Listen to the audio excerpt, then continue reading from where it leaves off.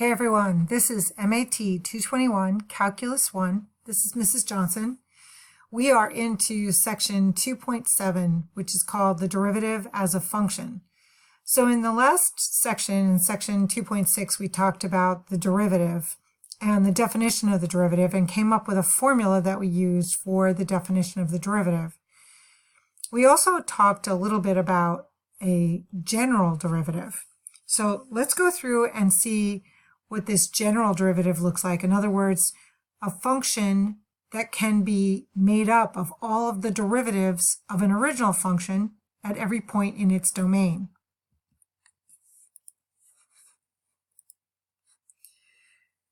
So we said in section 2.6 that the derivative is this formula right here. We said the derivative at a number, some point a, is equal to the limit as h approaches 0 of f of a plus h minus f of a over h. And we came up with this formula for the derivative at a point. Here, we're going to change our point of view and let the number a vary and not just be that particular point, but we can replace a by the variable x and get this equation, which is called the derivative at the derivative function, the derivative at every single point in the domain. Notice the two formulas are identical, except for the fact in this first formula, in formula 1, we say that a is some number. So we say, what is the derivative at 10? What is the derivative at 2? What is the derivative at -5? And we would use this formula like we did in section 2.6 to find the number that will give us the slope of the curve at that particular point of x. This bottom formula, however, is called the general derivative or the derivative function. It gives us the function that is produced when we replace x in to the function that's given and then use this formula, the limit as h approaches 0 of f of x plus h minus f of x over h.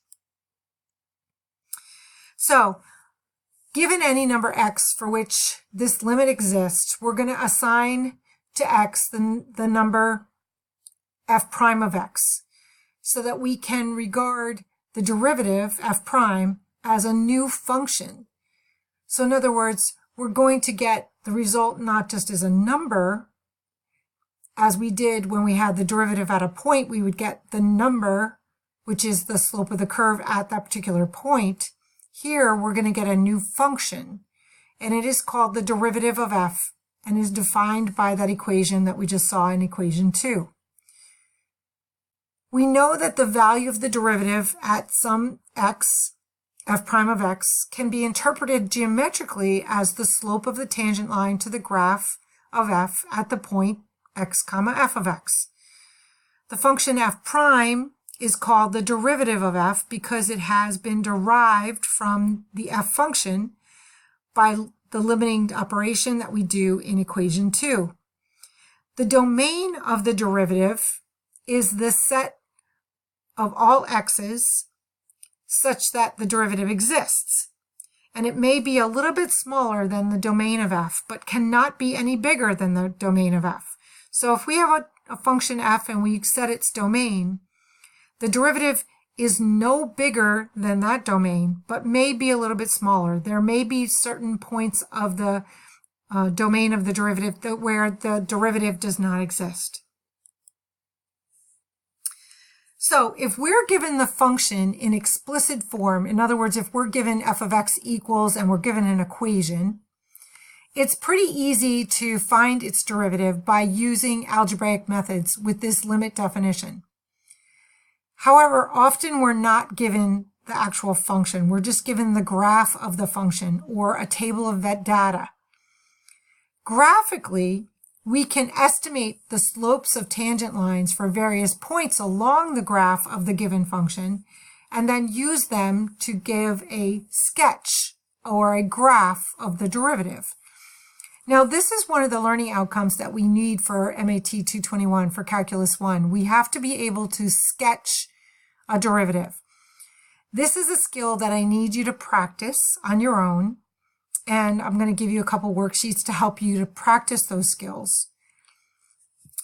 Today, just let's start with a simple graph, a piecewise graph that we could actually sketch those derivatives.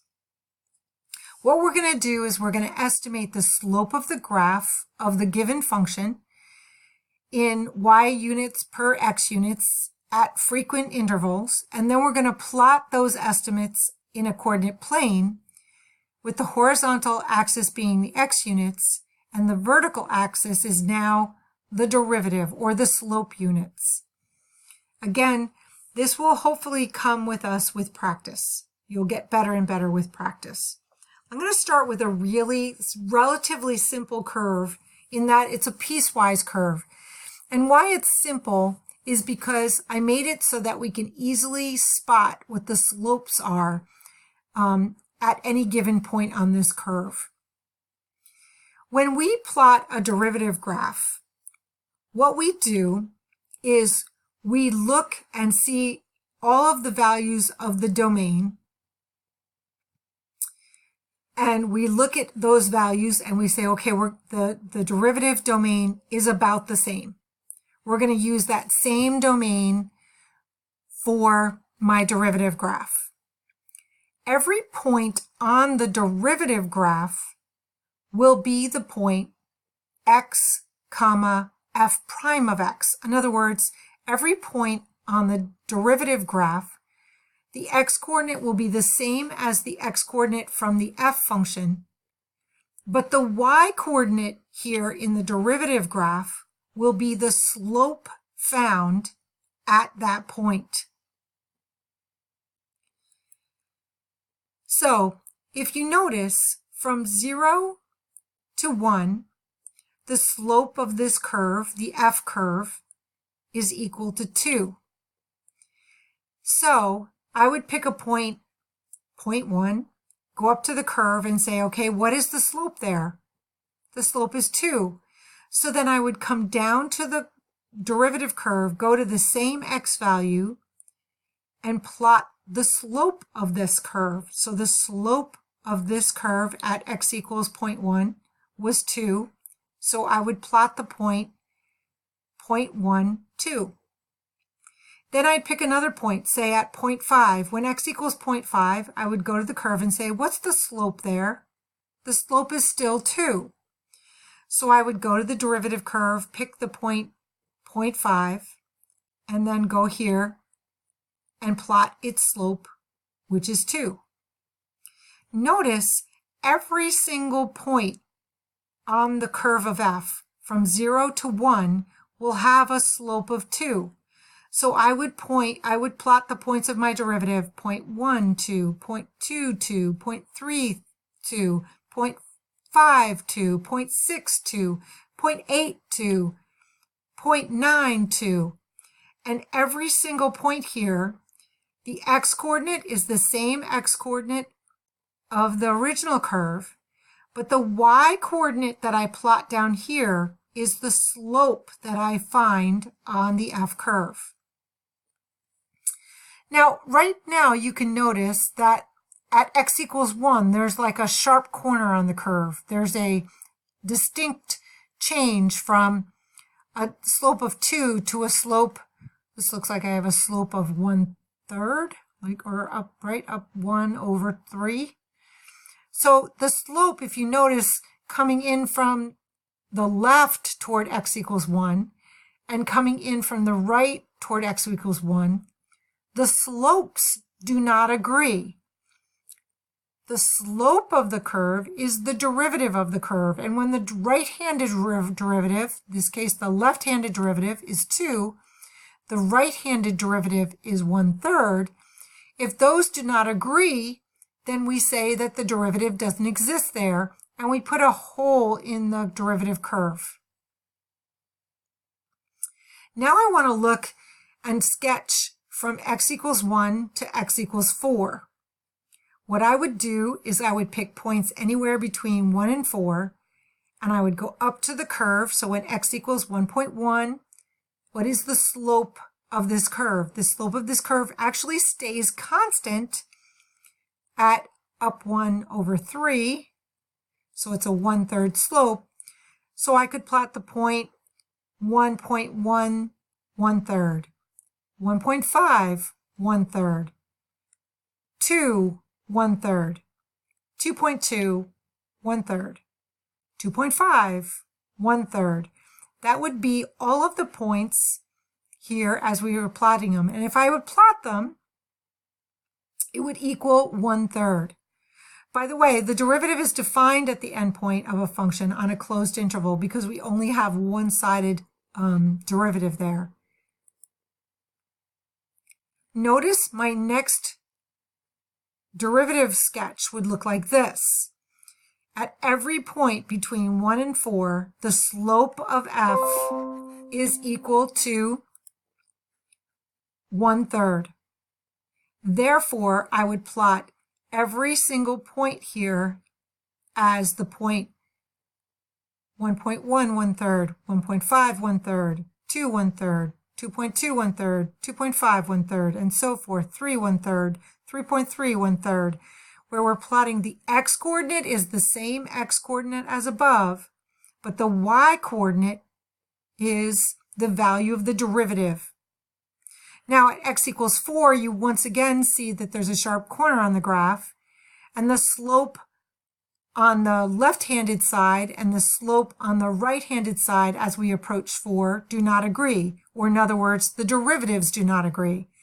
When the derivative on the left side does not agree with the derivative on the right side, we say that the derivative does not exist, so we put a hole in the derivative graph. Now let's look at this slope of the curve from 4 to 6. From 4 till 6, you look, what is the slope? The slope is 0, 0, 0, 0, 0. When I have a horizontal line, the slope of that line is equal to 0. So from 4 to 6, I would plot every point. The x-coordinate is the same x-coordinate. The y-coordinate would be 0. So it would look something like this. Then what happens from 6 to 9? From 6 to 9, well, first of all, at x equals 6, I have another sharp corner. The left-handed derivative does not match the right-handed derivative. Therefore, I have a hole in the derivative graph. But what is the slope from 6 to 9 on this curve of f? Looks like I'm going down 3 over 3, or a slope of -1. So at every single point between 6 and 9, the slope of the curve would be -1. That means on the derivative graph, I would plot every point from 6 to 9 having a value of -1. Again, the derivative does exist here at 9 because I have an endpoint and only have a one-sided derivative, so I put that value there. This sketch that you see in front of you is the sketch of the derivative of the curve, f of x.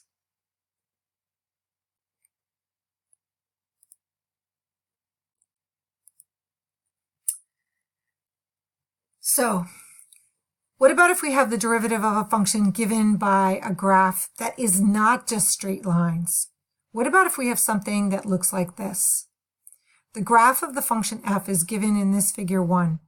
Use it to sketch the derivative of the derivative graph. All right, so where do we start? What we usually do to start is we start where the value of the derivative would be 0, or where I would have horizontal tangent lines. So we can estimate the value of the derivative at any value of x by drawing the tangent line to the curve x comma f of x, and then estimate what its slope is. For instance, at x equals point A, point B, and point C, those are easy ones. We know that the tangent line to the curve would be horizontal there, therefore the slope would equal 0. And then I just picked another point P over here. I drew the tangent line to the curve, and then I estimated, what does the slope look like? It looks like I'm rising about 3 units, for going this way about 2 units, and again, we're just estimating at this point. So I could then plot all of these points on the graph. So what I would do here is I would go to the point on the curve